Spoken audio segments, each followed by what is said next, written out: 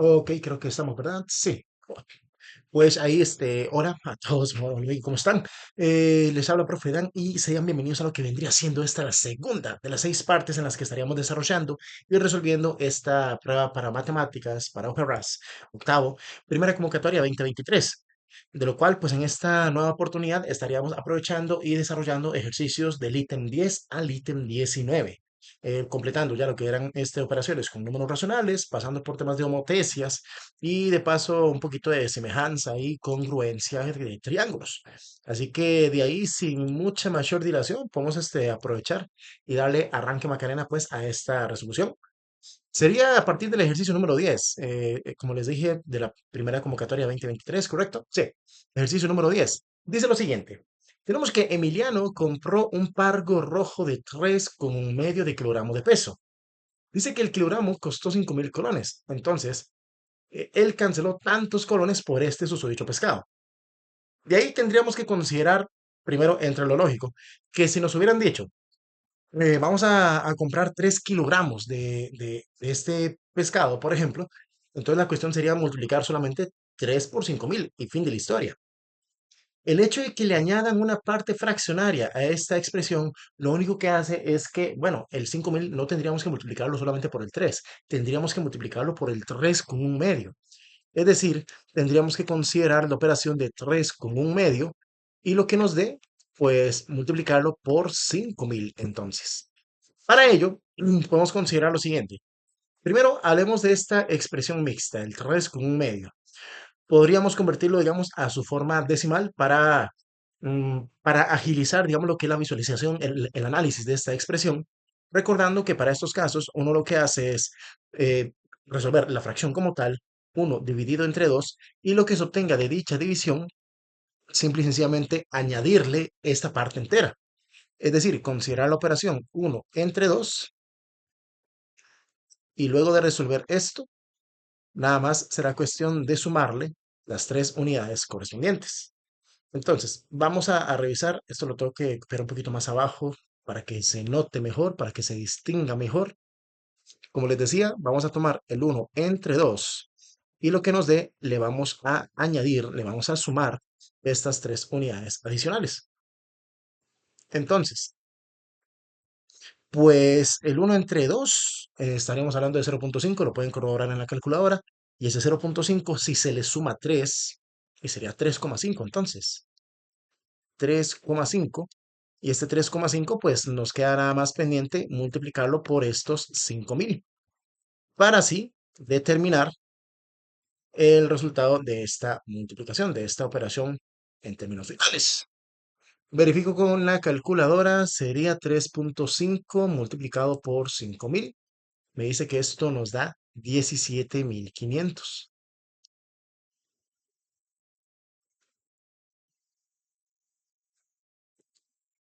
¿Ok?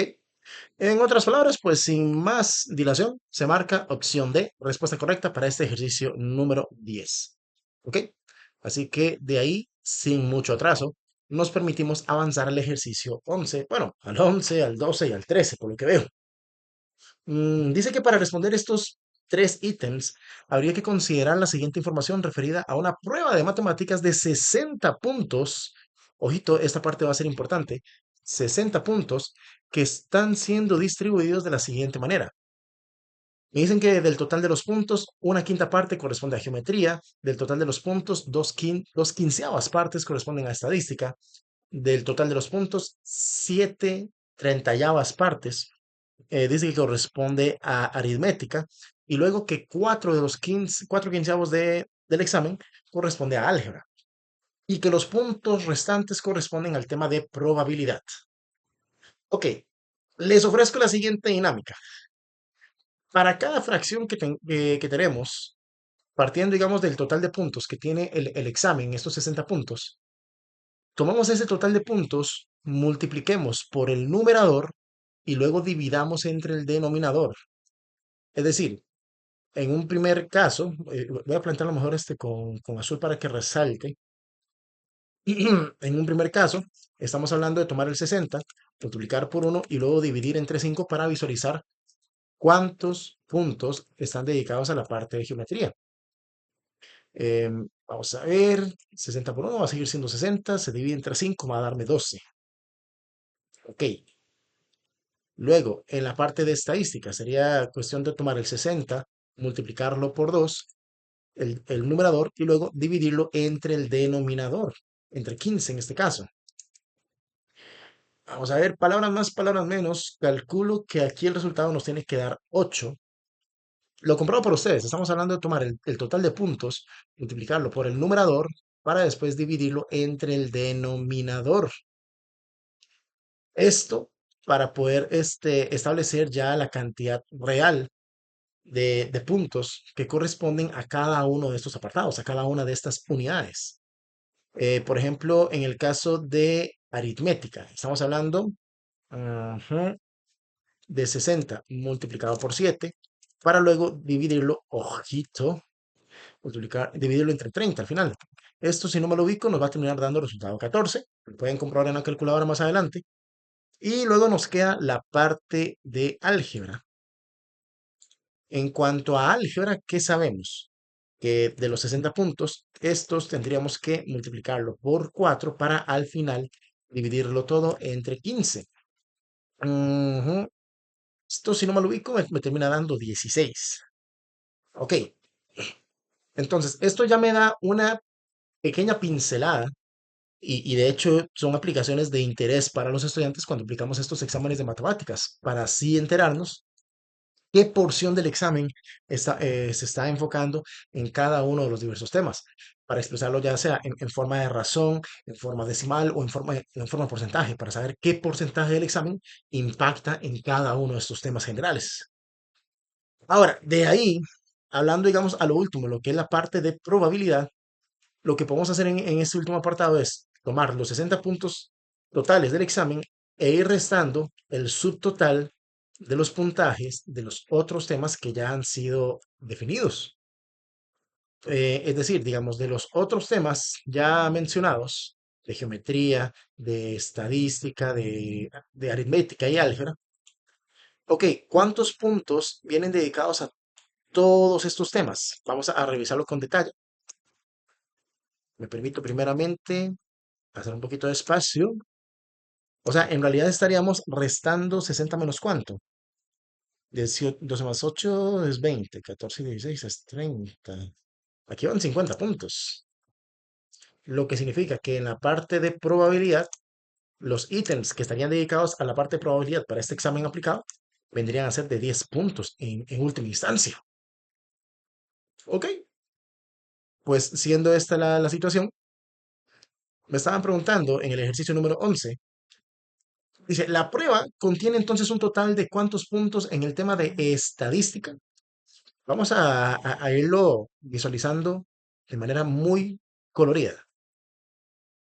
Un total de cuántos puntos en el tema de estadística. Pues hay que recordar que en estadística se definieron 8 puntos. Así que tendríamos que marcar opción A, respuesta correcta para este ejercicio número 11. Número 11, estaba entre 8 y 11. Sí. Ejercicio 12.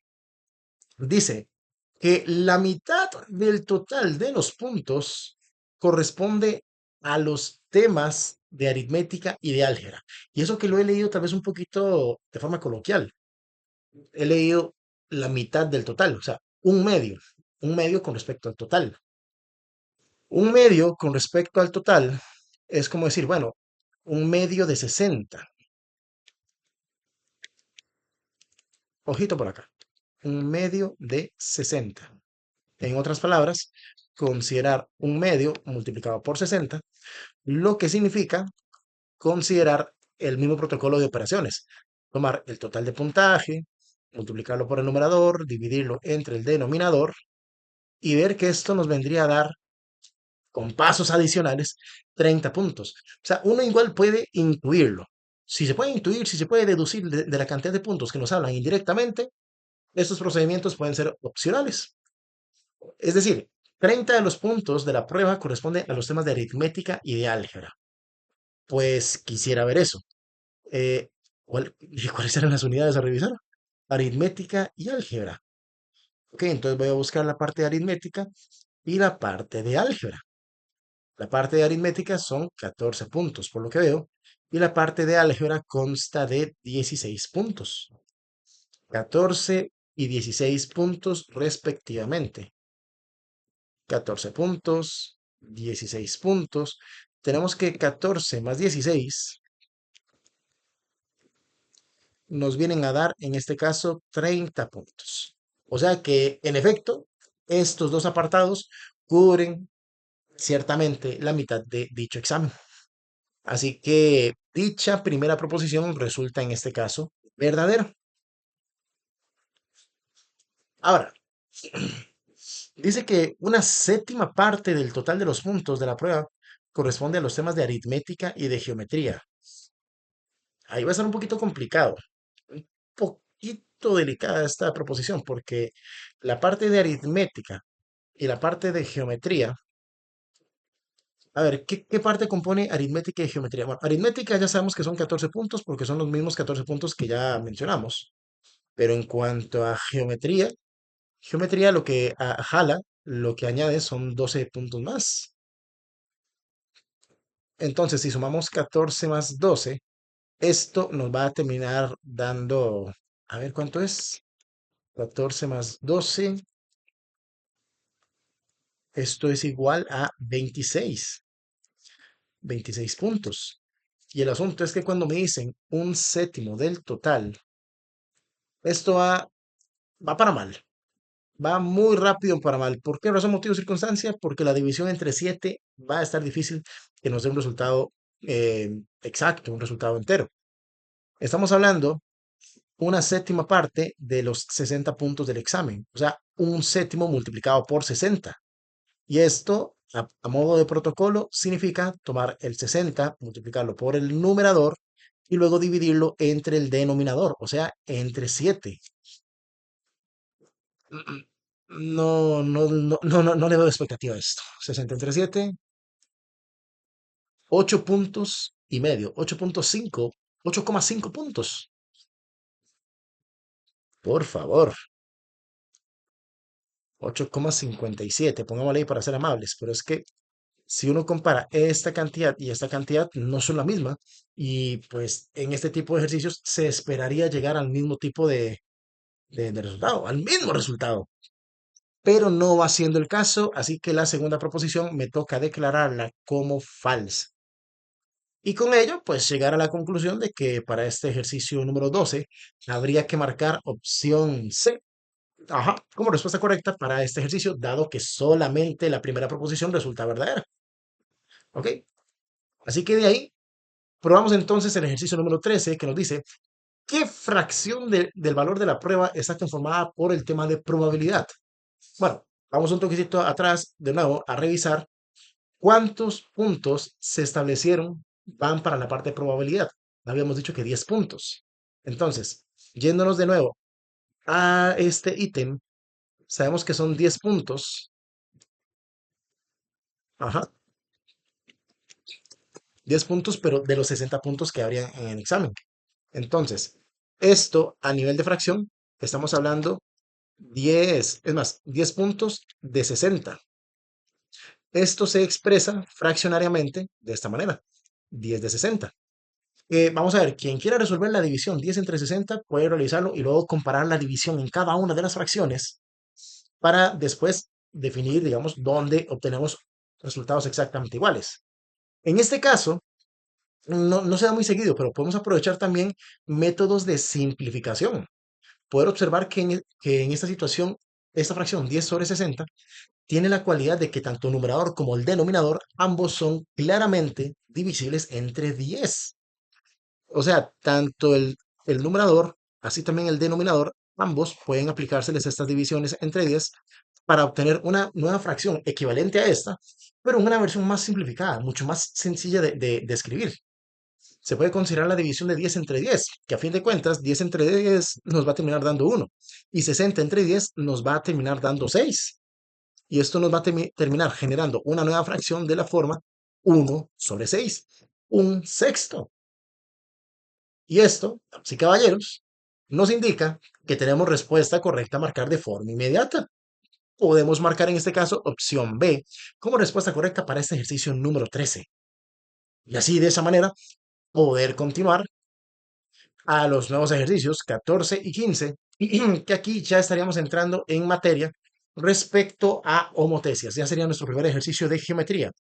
Y pues aprovecho leyendo que dice que para poder responder estos ítems 14 y 15, considere los siguientes polígonos donde que la figura 1 dice que es producto de aplicarle una cierta transformación a la figura número 2. No nos vayamos muy lejos, o sea, de transformaciones, lo único que vamos a aplicar aquí son homotecias. Que si bien en séptimo, y es más, séptimo colegio, ni siquiera séptimo terra, ¿va? Se hablaba tal vez un poquito de traslaciones, tal vez un poco de eso. Y era la única transformación que se mencionaba. Aquí la transformación que se estudia son las homotecias. Y hasta en bachillerato, me parece, creo que se empiezan a aplicar otras dos transformaciones más a un poquito mayor de profundidad, pero de momento, homotecias nada más. De estas homotecias, bueno, antes que nada voy a aprovechar para presentar una copia de esta figura, disculpen el susto, para poder aprovecharla ahorita más adelante para el ejercicio número 15. A ver si me da suficiente espacio. Esperamos que sí. Creo que nos la jugamos. Sí, nos la podemos jugar. Sí. Entonces, ¿qué es lo que nos dice el ejercicio 14? Me están preguntando o me están diciendo que el ángulo AED vendría a ser homólogo con el ángulo ¿cuál? Pues aquí, consejo y recomendación, empecemos a asociar los puntos de una figura a otra, procurando tener, digamos, una secuencia lógica o una secuencia que mantenga coherencia. Vamos a ver, con un punto fijo, un punto, digamos, de referencia que sirva para anclar o para conectar siempre los puntos que serían homólogos entre sí. Me, me intentaré explicar. Por ejemplo, voy a tomar, digamos, esta línea azul para conectar los puntos que se encuentran más cerca el uno del otro. Voy a decir, por ejemplo, que el punto N vendría a ser homólogo con el punto A, por dar un pequeño ejemplo.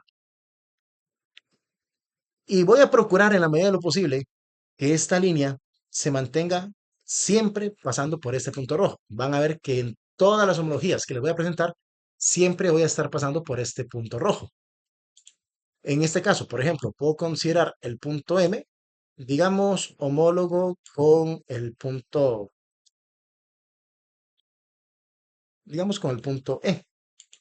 Y pueden ver que nuevamente todavía me mantengo fijo con el punto de anclaje, que es a lo que vamos a llamar centro de homotecia eventualmente. Ok, de este punto de anclaje voy a cambiar la posición, voy a considerar al punto L y lo voy a tomar, digamos, como homólogo, en este caso con el punto D. En este caso vendrían a ser los puntos que estarían proporcionalmente los más alejados con respecto a este centro de referencias. Entonces, a estos los voy a tomar también como sus respectivos homólogos. Punto L con punto D. La magia de este análisis que se está realizando se enfoca en que más adelante podremos determinar rápidamente quién es homólogo con quién, solamente tomando ciertos puntos de referencia de forma rápida. Punto K con punto C en este caso. Entonces vamos a tomar el punto K y lo vamos a asociar con el punto C en esta ocasión. Y por último, ¿qué? ¿Quiénes quedarían? El punto, bueno, aquí creo que este punto le faltó par ordenado. Bueno, par ordenado sí tiene, pero le faltó letra. No, no tengo letra para este punto. Lo único que sé es que sería el punto que se asociaría con el punto B en este caso. Así que dichos puntos los voy a remarcar también, pero con estos colores de forma lógica. Pueden observar entonces cómo poder establecer las homologías entre los pares de puntos de una figura a otra. Con que ustedes realicen las primeras dos homologías y vean que esas dos homologías pasan por un punto común, ese punto común es el que estaríamos nosotros llamando como centro de homotecia, que es el punto común por el cual pasan siempre todas las homologías. Si de repente quieren establecer homologías que no tengan ningún punto, ningún centro de homotecia establecido en común, entonces en este caso, homotocia. No, no, no, no, no, no, no, homotecia, señor. Ahí está. Guapísimo. Si no me definen entonces ese centro de homotecia de manera clara y de manera contundente, entonces no hay ninguna transformación que analizar. Viene la advertencia aquí. En este caso, ahora sí, tengo, digamos, la figura AED, o el ángulo AED, que dice que es homólogo con un ángulo. ¿Con el ángulo cuál? Pues ahí es donde viene el, el tip, el truco. Revisando entonces el punto A, el punto E y el punto D, que vendrían a ser los homólogos respectivos con quiénes. El punto A, que es el punto verde, va con el punto N, que es el otro punto verde. Entonces A va con N. El punto E, que es el punto rosa, va con el punto M, que es el otro punto rosa. Entonces E va con M. Por último, el punto D, el punto en morado, lo asociaría con el punto L, que es el otro punto morado. Entonces D va con L. Entonces aquí, en términos de ángulos, podría considerar el ángulo NML o bien el ángulo LMN. Es decir, cualesquiera de estos dos ángulos, si uno quiere hablar de ángulos que sean iguales uno con el otro, basta con que, con que me mantengan fijo el vértice central, el vértice principal del ángulo. Los otros dos puntos pueden conmutar, pueden rotar e intercambiarse. De eso no va a haber tanto problema, pero el punto M me lo tienen que dejar fijo. Así que entre las opciones quiero buscar el NML o en su defecto el LMN. Así que para el caso, me dispongo a marcar en esta situación, ajá, opción A. El homólogo del AED vendría a ser el NML, opción A. Normalmente diría, revisen solamente cuál es el homólogo del punto E, del vértice principal. E, que sabemos que va con M. Pero al observar que tendría otra opción que tiene es, esta propiedad o este tip, ese atajo, pues me han saboteado el atajo y tengo que desarrollarlo con este análisis así completo, sugiriéndoles que puedan realizar estas asociaciones punto a punto de manera bien especificada para cada caso. Ejercicio 14, cubierto. Vamos a ver el ejercicio número 15 ahora. Dice, considere las siguientes proposiciones. La primera que me dice que el lado KL dice que es homólogo con el lado CD. Y luego dice que F1, bueno, no, primero revisamos la primera proposición, KL con CD. Pues tendría suficiente validez porque si me pongo a revisar, vamos a ver, vamos a tomar los puntos de la primera figura, de la figura número uno, y los puntos de la figura número 2.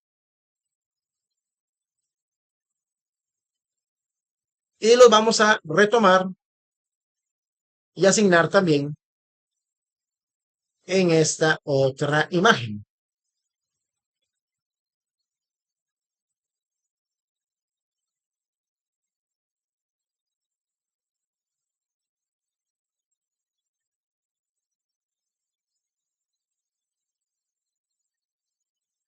Ahí está. Ok. Todo se reduce en preguntar lo siguiente, o sea, viéndolo didácticamente, viéndolo coloridamente, KL, CD, comparten los mismos colores en sus extremos, comparten los mismos colores en sus vértices. Y la respuesta rápida, sí. Así que tan solo analizando homologías, veo, por ejemplo, que el color morado se lo tengo asignado al punto L y se lo tengo asignado también al punto D. Observo que el punto K y el punto C comparten también sus respectivos mismos colores, café y café en este caso. lo que me permite establecer que en efecto la homología sí se da y es de manera completamente válida, completamente verdadera. Mientras que de la segunda proposición, aquí hay un poquito más de qué hablar. Dice que F1 es el resultado de aplicarle a F2 una homotecia centrada en el origen de coordenadas y con razón, o sea, de razón k igual a -2. Ok, vamos a aplicarle a F2 una homotecia. ¿Cómo se aplica una homotecia? Por hacer la curiosidad de la gente. El asunto está en que tendríamos que tomar un par ordenado completamente arbitrario de entre los puntos que hay en F2. Por ejemplo, quiero tomar el punto E, que si nos ponemos a revisar las coordenadas que tiene en X y las coordenadas que tienen en Y, el punto E se observa que tiene par ordenado, sería 2 en X y -6 en Y. Tomo un par ordenado para el punto E. Y me fijo también en el par ordenado del punto M, que es su respectivo homólogo. Yo sé que M es homólogo con el punto E, pero en este caso, ¿cuál es el par ordenado que le corresponde, digamos, a este punto M? Entonces, lo reviso con respecto al eje X y con respecto al eje Y. Se observa que el par ordenado vendría a ser de la forma 3, -1. ¿Ok? Ahora, para estos pares ordenados, vamos a trabajar con la aplicación de homotecia.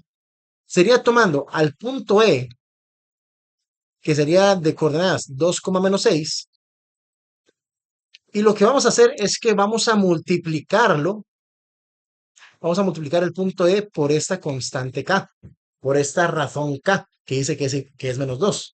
Entonces voy a tomar al -2 y lo voy a multiplicar por -2 y al -6 también. Vamos a multiplicarlo por -2. O sea, la dinámica para poder aplicar una homotecia, que de hecho es una fórmula directa, consiste en tomar los pares ordenados, o el par ordenado de un punto, tomar sus coordenadas y cada coordenada, cada componente, multiplicarlo por K. La coordenada X, multipliquen por K. Coordenada Y, multipliquen por K. De lo que se obtenga, aquí vendría a obtenerse, digamos, la imagen o el homólogo del punto E. Sería el resultado de aplicar la operación 2 por -2. Ustedes aplican primero la operación directa, 2 por 2, que sabemos que es 4. Nada más acuérdense, por favor, que si la multiplicación involucra a números con signos opuestos, el resultado siempre sale negativo. Entonces, 2 por -2 nos tira 4 negativo. Y luego, el -6 por el -2, en este otro caso, -6 por -2, 6 por 2 de forma directa, sabemos que es 12. Pero el tema es que siendo menos por menos, signos iguales, en este otro caso, el producto siempre nos da igual. El asunto está en cuidar, en verificar que el resultado que nosotros obtengamos sea ojalá el mismo para ordenado que el del punto homólogo para nuestro punto E. Ojito que se decía de la proposición que F1 es el resultado de aplicarle a F2 esta homotecia. O sea, la transformación homotecia, la fórmula para aplicar homotecia, la estamos aplicando sobre el punto E, que es de la figura 2. Como curiosidad, si se hubiera realizado la operación con el punto M de la figura 1, ahí sí nos hubieran dado las coordenadas del 2, -6. Bueno, de hecho, estoy viendo algo curioso. El punto M tengo el par ordenado invertido. Está incorrecto acá. No es 3, -1. Es tomar primero la coordenada en X, sería -1, y luego la coordenada en Y, que sería en 3. Ya me los imagino en comentarios. Profe, el par ordenado lo puso mal, ta, ta, ta, ta. Ahí, pues, les valoro la observación y aquí estaría la corrección correspondiente para ahora sí poder continuar con el análisis. Me quedo entonces con la idea de que aún con todo y todo el par ordenado no nos calza y no va a calzar y no va a terminar calzando. Esta segunda proposición queda sentenciada a ser rotundamente falsa. Y por lo tanto de ahí, pues venir y marcar opción C como respuesta correcta para este ejercicio número 15. Ahí está. Entonces, proseguimos. Vamos a ver el caso del ejercicio número 16. Nos dice lo siguiente. Considere la siguiente información sobre los triángulos que son semejantes entre sí. Ojito que ya nos están dando el dato previo de que estos individuos son semejantes. ¿Semejantes qué quieren decir? Que la proporción que hay entre el lado menor y lado menor, lado mayor y lado mayor, y lado medio y lado medio, van a mantener siempre la misma proporción. Entonces, me dice la primera proposición que la razón de semejanza que hay del triángulo MNO respecto al triángulo RPQ dice que es de 2. Para hacerlo de esta forma, tendríamos que comparar al triángulo MNO con respecto al triángulo, ojo por acá, al triángulo RPQ. Para efectos de comodidad, aprovechando que me están dando todos los lados en ambos triángulos, vista que nos va a ser muy importante para la segunda propo, me interesa revisar el lado de menor medida en cada caso, en cada figura. Puedo tomar el lado 18 y el lado de 12. Bien, podríamos haber tomado también el lado de mayor medida, por ejemplo, el lado 30 con el lado 20. Y preguntarnos qué pasa si se realiza, digamos, la división entre 18, que es el lado del triángulo MNO, entre 12, que es el lado que le corresponde del triángulo menor. Primero comentarles que aquí el resultado nos va a terminar dando 1.5 o 1,5. Esa sería la razón de semejanza que habría, digamos, en términos decimales, del triángulo MNO con respecto al RPQ. Garantía, si ustedes realizan la misma división tomando el 30 entre 20, también les va a dar 1.5. Si realizan la división 24 entre 16, les va a dar la misma división, 24 entre 16, 1,5. O sea, esa razón de semejanza queda fija y queda constante para los tres pares de lados que son homólogos entre sí. Entonces, esta homología que me estaban ofreciendo no aplica, no es la que corresponde. Primera proposición, falsa en este caso. Segunda proposición, que el triángulo MNO es semejante al triángulo RPQ por el criterio lado, lado, lado. Pues puedo decir rápidamente que sí, por el simple y llano hecho de que en las dos figuras puedo observar, puedo verificar visibles las medidas de los tres lados en la primera y de los tres lados en la segunda. O sea, puedo establecer las homologías de lados en los tres pares de lados, extrayéndolos de estas dos figuras. Si lo queremos visualizar un poquito más gráficamente, pues sí, o sea, tengo lado, lado con lado, tengo lado con lado y tengo lado con lado. Tengo las tres homologías de lados, lo cual me confirma lado, lado, lado. Entonces, dicha segunda proposición es perfectamente verdadera. Ni siquiera tenemos que comprobar si son semejantes los triángulos a pesar del criterio, porque ya el ejercicio ya me dice que los triángulos ya son semejantes. Entonces, como ya son semejantes, la pregunta es, ¿qué información visible es la que me anticipa y me garantiza esta situación? Pues el hecho de que ya están los tres lados presentes en fulano y en sutano. Así que, nada más que hablar. Tenemos la primera proposición verdadera, no, falsa, ajá, pero la segunda verdadera. Entonces de ahí se puede marcar opción D como respuesta correcta, dado el hecho de que sí, solamente la segunda proposición se pudo confirmar como tal. Así que pues de ahí avancemos al ejercicio 17 que nos dice, se tiene que el ángulo N es congruente con el ángulo Q. O sea, este símbolo, ajá, este símbolo que tenemos acá se lee como congruente.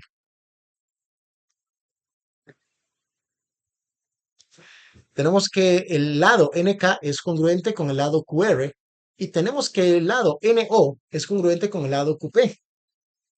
Entonces se garantiza que los triángulos KNO y el triángulo RQP son congruentes, ajá, mediante el criterio ¿cuál?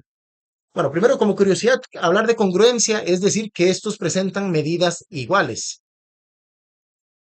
Pero siendo el caso, aún así, ¿qué criterio de congruencia estaríamos considerando?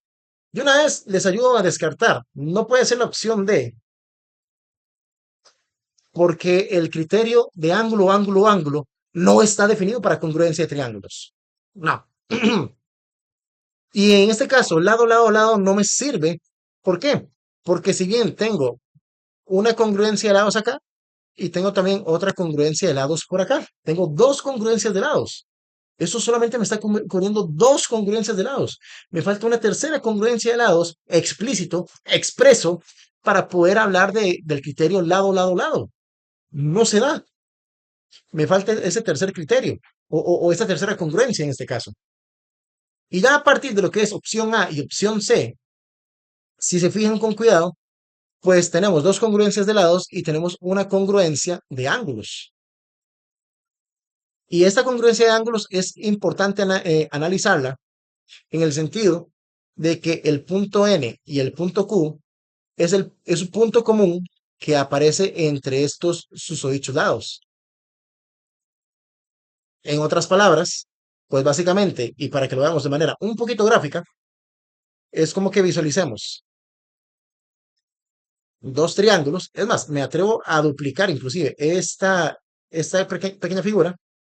Es como tener dos triángulos de los cuales se tenga por garantizado que el punto N está en común para los dos lados, el punto Q en común para los dos lados. Y luego tengo los otros puntos, NK y NO, NK y NO, en el otro, QR y QP. O sea, estos dos triángulos que se están formando acá vienen a ser ciertamente congruentes entre sí. ¿Gracias a qué? Gracias a que este lado es congruente con este, gracias a que este lado es congruente con este, y gracias a que el ángulo que subtiende en medio de ellos son congruentes para los dos triángulos. Se observa lado, ángulo, lado. Lo digo una vez más. Tenemos lado, ángulo, lado. O sea, opción A, respuesta correcta para este ejercicio número 17. Se avanza, ¿verdad? Vamos a avanzar.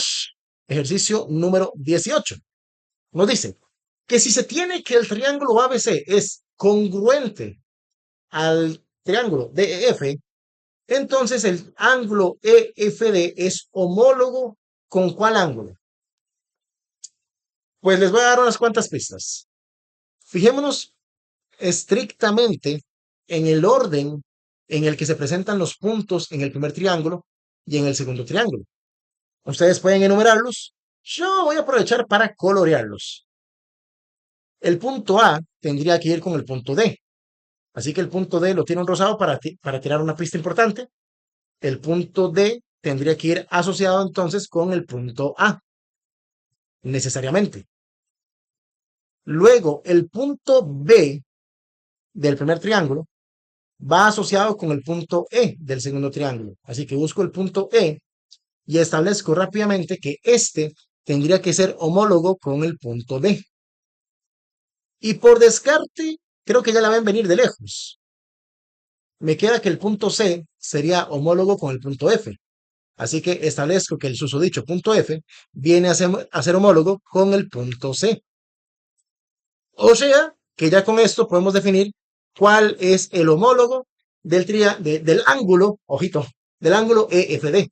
Vendría a ser estrictamente el ángulo BCA, o bien, como les dije en otro ejercicio, tenemos permiso de intercambiar algunos puntos, pero el vértice central, ese déjenmelo fijo siempre en el centro. Así que podemos hablar como alternativa del ángulo ACB. Repito, el punto C, déjenmelo siempre fijo, déjenmelo siempre en el centro, el vértice central. Alguno de ellos tiene que aparecer entre las opciones. Así que, pues, reviso ya detalladamente. BCA, jaja, aquí estás. Opción D, respuesta correcta para este ejercicio número 18. Así que de ahí me permito analizar el caso de 19. Nos dice, si se tiene que el triángulo ABC es, por ejemplo, semejante al triángulo DEF, me dan ciertas medidas y me preguntan por la medida del lado DF. Yo creo que aquí sí voy a necesitar presentar dos triángulos. Dos triángulos que de partida dicen que son semejantes entre sí. Entonces, en ese caso, voy a presentar los vértices del primer triángulo, ABC. Y en el orden en el que se colocaron los vértices para el primer triángulo, de ese mismo modo, coloco también los vértices en el segundo triángulo. El vértice D, como lo hice con el A. El vértice E, así como se hizo con el punto B. Y el vértice F, así como se hizo con el punto C. Ahora sí, voy colocando las medidas. Me dicen que AB es igual a 10. Me dicen que BC es igual a 15. Me dicen también que AC es igual a 20 y me están diciendo que EF es igual a 6. En este caso, me estaban preguntando por la medida del DF, lo cual nos lleva a analizar o a considerar homologías necesarias.